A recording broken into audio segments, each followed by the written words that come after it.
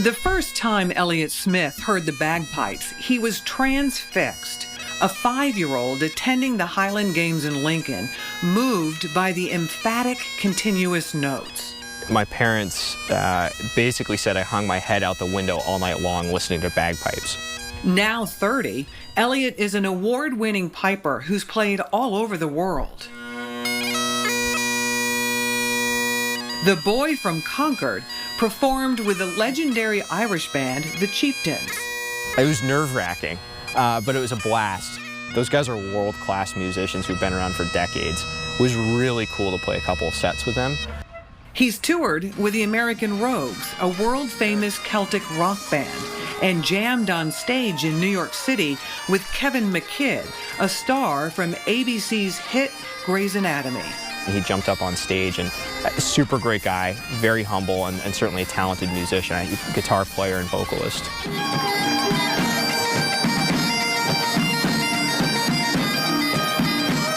Elliott credits his teachers for all of his unforgettable opportunities.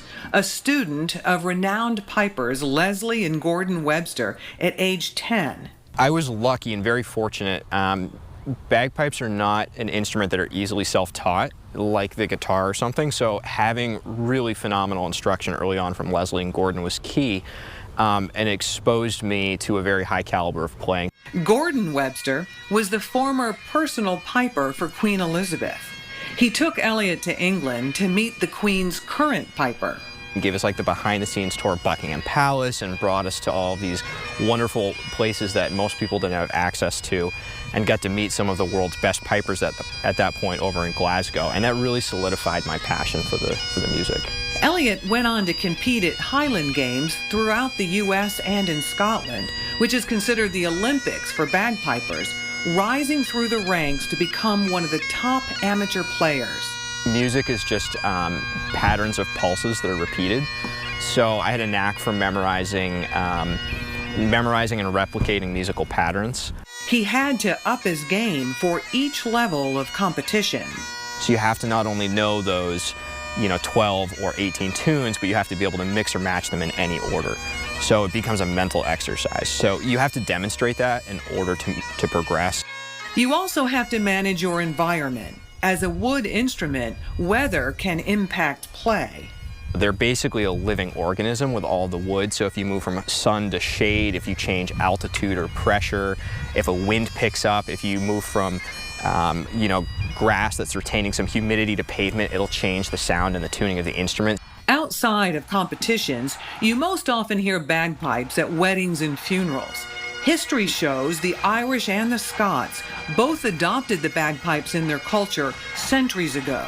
They were used for everything from like a funeral or a celebration or call to war or, calling a chieftain home. There's laments written, celebrations written, you name it. Elliott's parents may have had a premonition of his musical path, dressing him up with a couple of friends for Halloween long before he ever picked up the pipes. Can you pick Elliott out? 20 years later, the trio recreated the photo. It wasn't until Elliott started playing the bagpipes that he discovered he is a 10th generation Scot, wearing the kilt proudly. It's important to I think, honor where we came from and the origination of that story. And so kilts have been used for hundreds of years over in the Scottish community to identify families. Showing off his Scottish sense of humor, Elliott volunteered his talents for the upcoming Sea Science Center's charity golf tournament.